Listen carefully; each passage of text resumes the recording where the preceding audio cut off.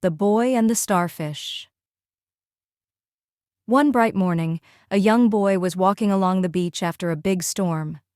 The tide had gone out, leaving hundreds of starfish stranded on the sand.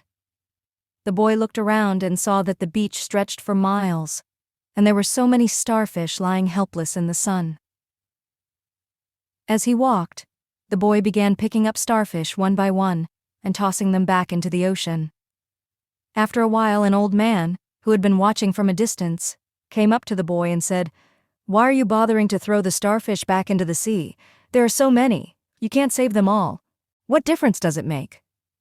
The boy looked at the starfish in his hand and smiled.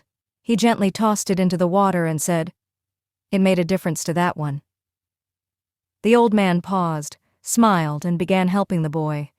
Together they threw as many starfish as they could back into the ocean, knowing that while they couldn't save all of them, they could make a difference to the ones they helped. Moral: even small acts of kindness can make a big difference. Every effort counts.